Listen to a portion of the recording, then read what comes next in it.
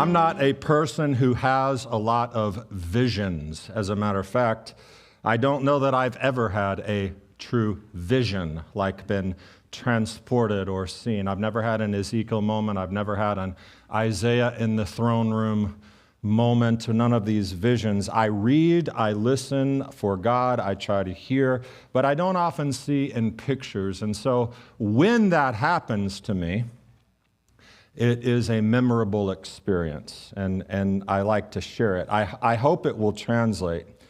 One day during Elul, before we had started, I was praying and reading and just meditating, and I just closed my eyes to kind of set myself in the mode and begin to prepare for the work that we needed to do as a community. And so I just stopped. That's what I do in the morning. I just stop and I just sit. And a daily pause, moments of quiet, even if it's only 5 minutes that you can muster, is transformative for your everything. So that's what I was doing. And in my mind, of course, then I have this unique thing where I'm sitting in an auditorium, one of the old, like the Grand Opera House downtown, one of those old with the balconies and the curtains and the alcoves and all that. And I'm sitting in the back of this thing, and I look forward toward the stage as an observer, and I see myself walking on the stage. And as I look at the stage more closely, there are trees all along the stage. They're planted there. And I look more closely, and the entire stage is just soil. And the trees are in the soil.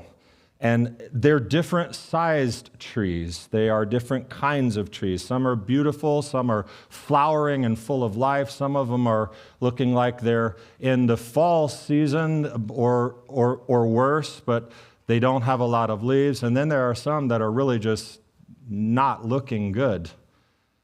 And as I continue to watch, I observe and see me walking through all these trees, but investigating them as I walk and looking at the bark on certain trees, but especially paying attention to the trees that were not really doing so well, the ones that were struggling and asking and wondering, why is it? What needs to be done here? What can be fixed? And picking up the soil. And that was it. And I wrote it down because that's what I do when something like that occurs, so that I can remember it. And then I got started. I started on the message series for Elul, the inspection and the nail and the climb and everything that we've been through. But then when I got to the teaching that we did, I think it was last week, on the shards, something came to my mind, and I remembered the mental movie. And it started to have a meaning, because then on Rosh Hashanah, I shared the creation theme on Erev Rosh Hashanah about God creating within us a new heart, and it came into focus, and I felt like all of it now I began to understand was a message for this Shabbat, which is Shabbat Shuvah. This is the Shabbat of return, and I want to share something with you honestly about this. I pray that I have heard properly from Hashem that it's okay to share the inner workings of my mind for a purpose. Kelly tells me it's dangerous. Today is indeed the Shabbat between Rosh Hashanah and Yom Kippur. It is a very special Shabbat with the meaning Shabbat Shuvah, which means the Shabbat of return. It is about, as you might guess, Shuvah, about turning, about repentance. And, you know, it's a beautiful time. It invites a teaching about teshuvah, or returning back to God.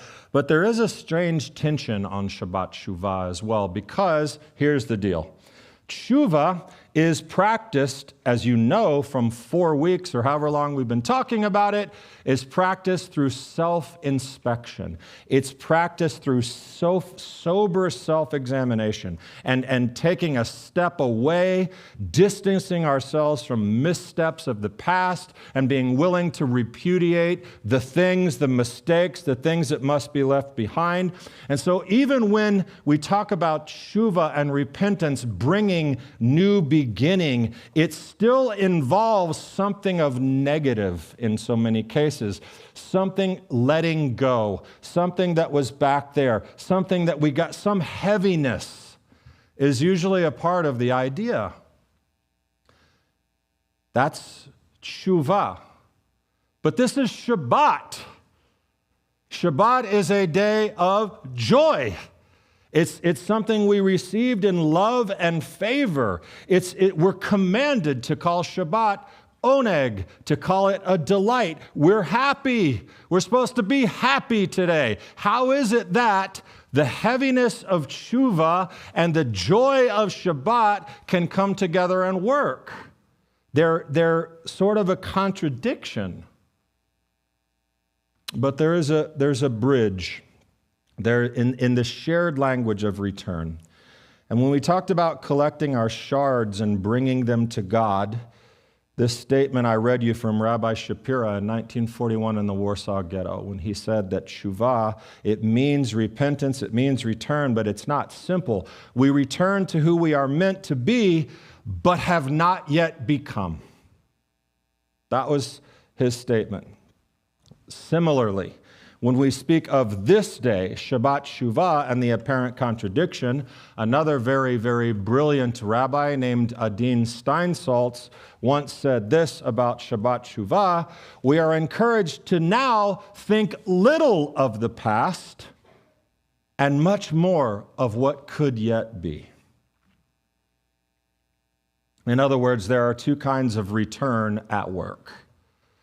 Two kinds of Shuvah. Return from a wayward path, that is to abandon sin, but also return to who you are meant to be so that you can become the person you have not yet become.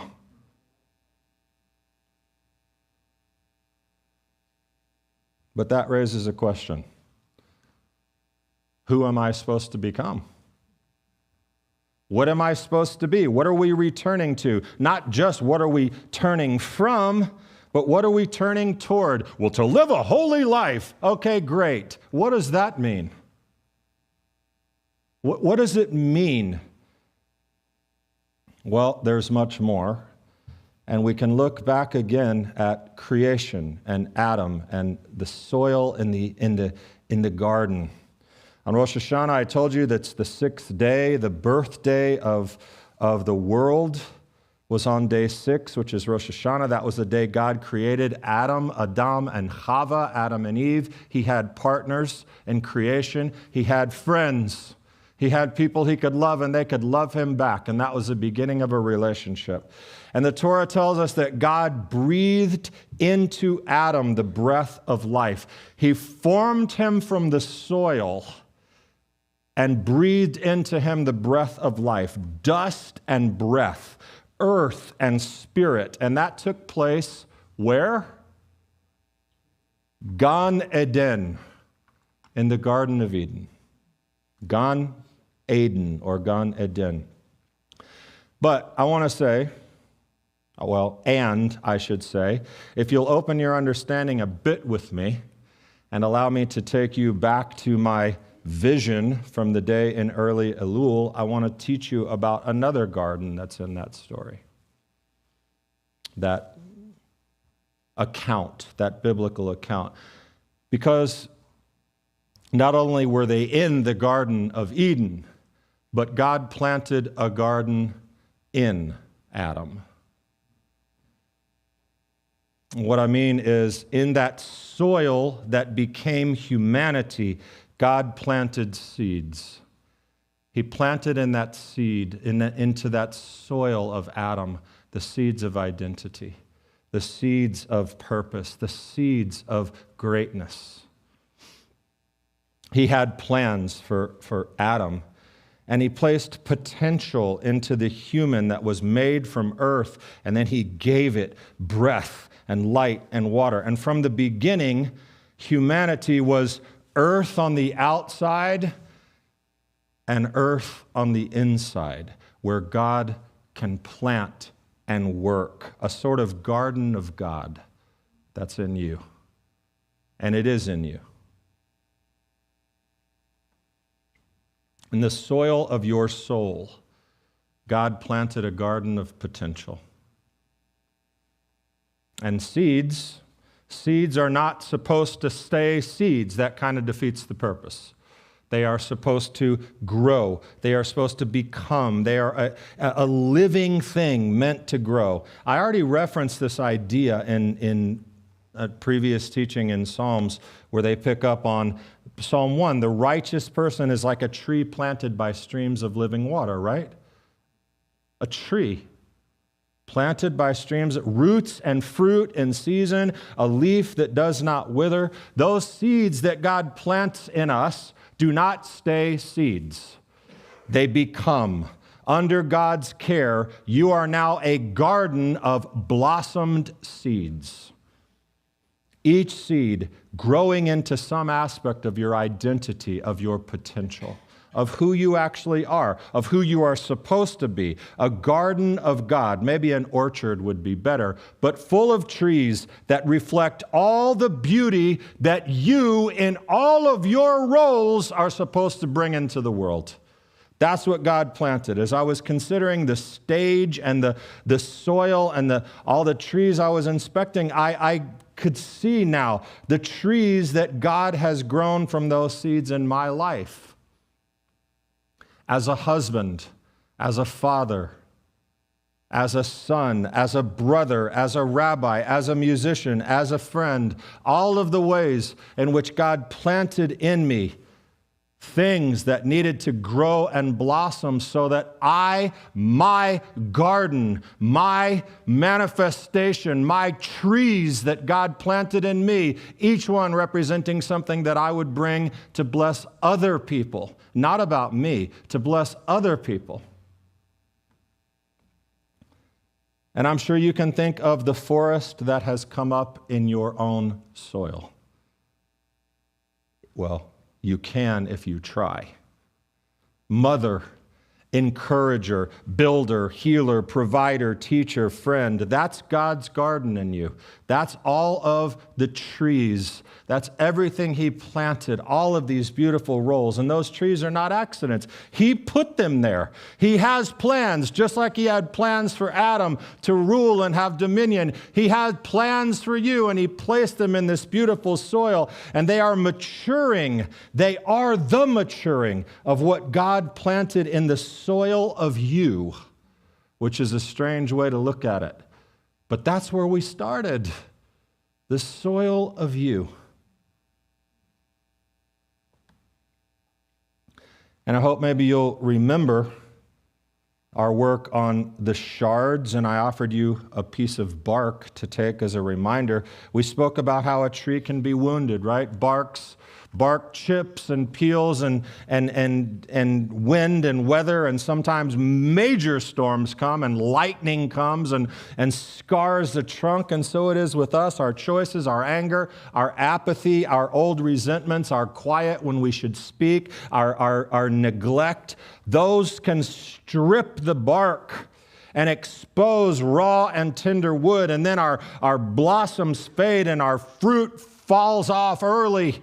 We don't have any harvest in the world. A tree that should have been strong becomes brittle because the parts of it, again, are scattered about.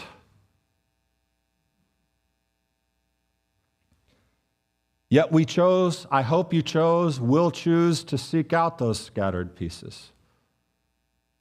To ask, to give them to God, to repair, to renew, to restore, to create within us a new heart that wounds can close.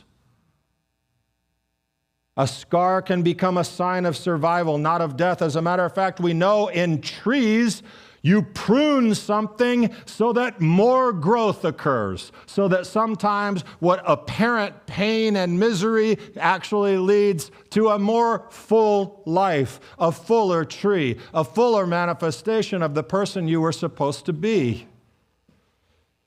But on this Shabbat Shuvah, we have to take this statement very, very seriously. We return to who we are meant to be, but have not yet become.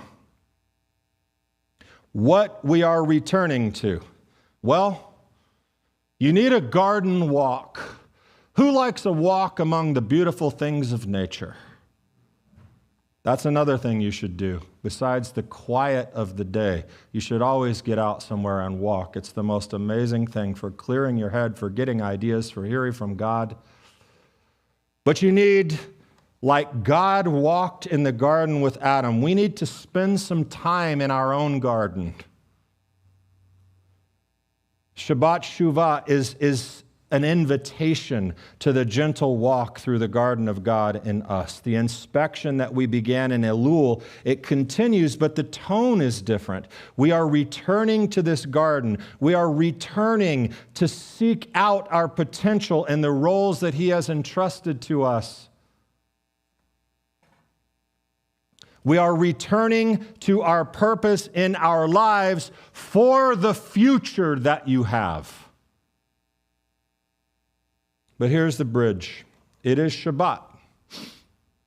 So we examine with this great hope for who we can be. We're joyful, we're celebrating. What are we looking for? What are we examining? Well, here's the answer. Here's the question, here's the answer.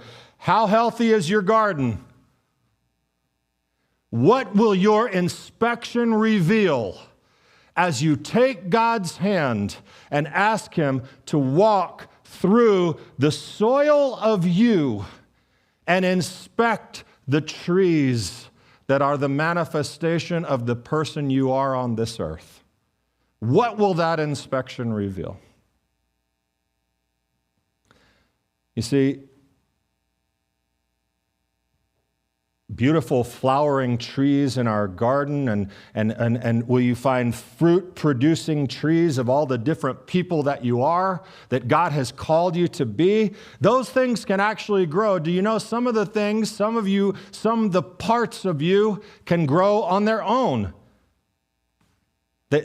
But generally speaking, if we do not nourish these trees, they will wither. If they are uncared for, they will die. They need water, light, wind. They need nurture. And when they don't get it, they shrivel up. Just like a plant that looks thirsty, part of your soul will begin to show its neglect when you do not pay attention to what's planted in you.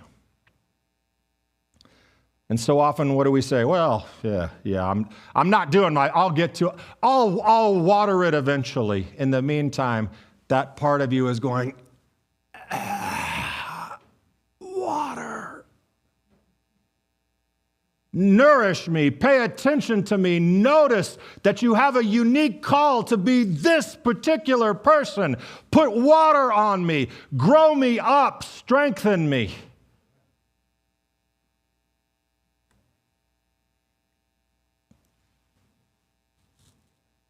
It is, on the negative side, it is what sin does. It's what apathy does. It's what fear does. It's what avoidance does. It chokes out life. Weeds take over. But different trees, different plants, as I was saying, they have different care. You know that in your yard. You certainly should know it in your soul. Parts of you. Some parts need constant tending. Other parts are like a succulent. You know, in my life, one of those, my musicianship is like a succulent. I love playing music. I'm a musician. I'm passionate for it. Could I be incredibly much better at it? Yes, I could if I would tend to it much, much more. But I don't really have to. It's something that blossoms and it produces fruit. I don't have to constantly be tending to that tree in my garden. But other trees, as a husband, as a father, as a present father, as someone who has a desire to listen to other people, to be present, to hear other people's problems, all of these things, all of these trees, all roles. And they need steady water and light. And when I neglect them, it shows fast. It shows very fast to my wife, to my children. You must inspect. You must take a walk. And those are the trees. That's what I was inspecting that day in my mind. And those withered, dried, brittle branches that don't get attention, they'll break, and the trees just won't thrive. And your garden is the same. Some trees, some parts of you thrive. You're good at it. You've done the work. They're established. You need to observe them for signs of blight and disease, but generally speaking, parts of you, you're really good at it. Guys, maybe it's your job. It's your occupation. I don't know. But things, But again, other parts of you, your most important trees in the garden are all the relationships you have with people, and if they are not nourished, if they were not cared for, you will let them die, and everyone else will suffer for it.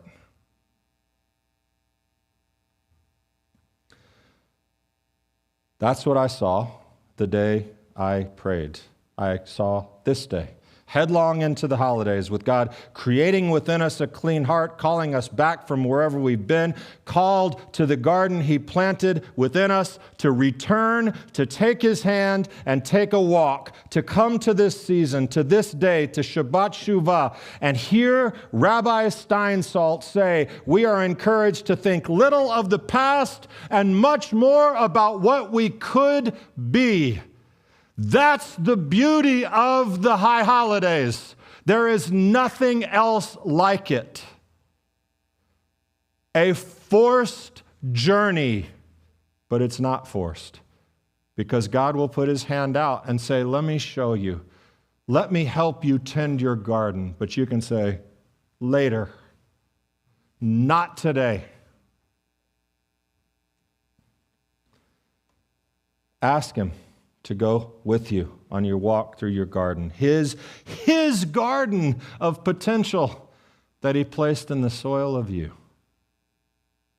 His garden in you. Who are you? What are you? What trees are in your garden? What roles, what opportunities has God given you to shine in this life?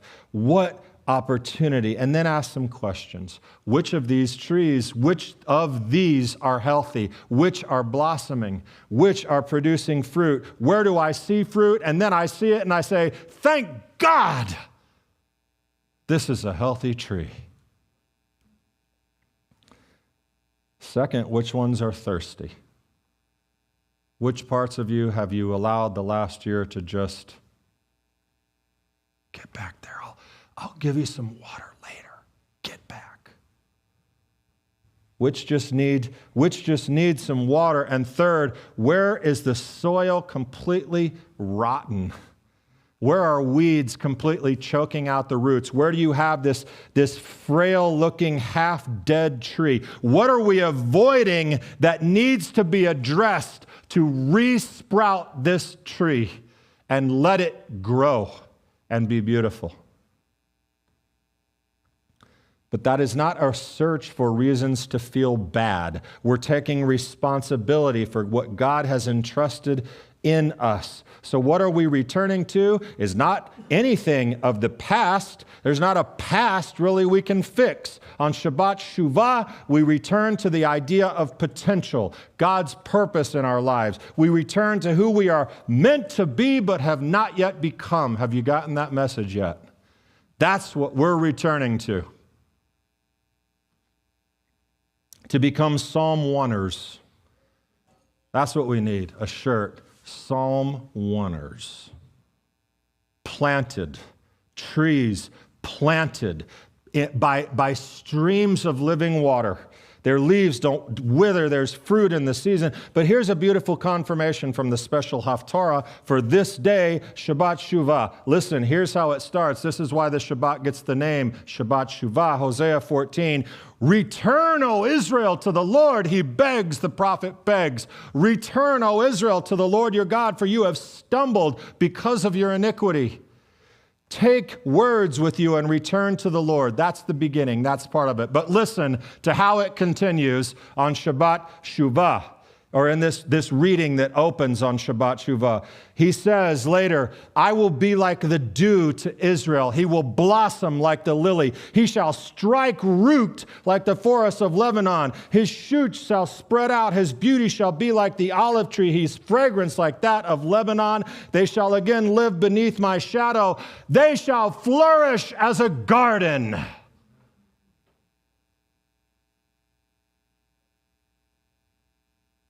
That he planted in you. How are you tending it?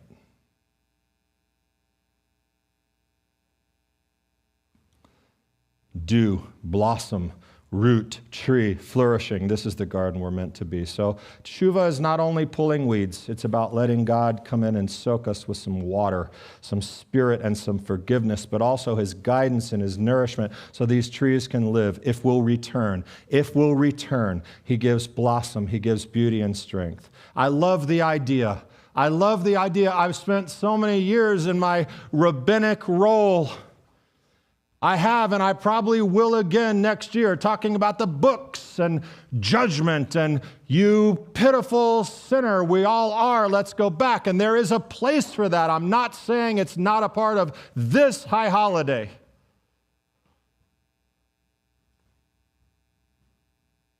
But there's so much power in seeing the positive side of Teshuvah, of seeing the way forward to return so that we can go forward. In tending the garden, relationship by relationship, habit by habit. So listen, I'm not giving you anything today. I'm not giving you any more props. I threw my bark. I've given you enough things. I hope, well, if I give them, they'll think about these things. So I'm not going to give you anything. But I'm going to tell you, you should get something. You know what I think you should get? I think you should get yourself a plant. I think you should get yourself some kind of small plant. And you know whose job it is to take care of that plant? You. Why? Because it represents the garden of God in you. And when you see it, and no cactuses, by the way. That doesn't count. No succulents, something that needs attention and care. And when you water it, I want you to think of your garden. And when you see a leaf fall or the plant drooping or looking like it needs water, I want you to think of your garden. And as it grows, I want you to think of your garden. Time and attention. When you see new growth, the dew of God's presence, it's like it's in you. And if it dies, I don't know how you should read that. I'm kidding. Get a new plant. My plant would probably die in a week. I'm not very good at plants, but you got to do it anyway. Get a new plant if it dies. The lesson is still there. But on one more practical level, what I just told you about the positive side of Teshuvah, there are many people who could say, well, man, you're missing the whole point. We got to get down and we got to see the worst. You're right. But I was listening yesterday to a podcast. Can I see that? How fitting is this?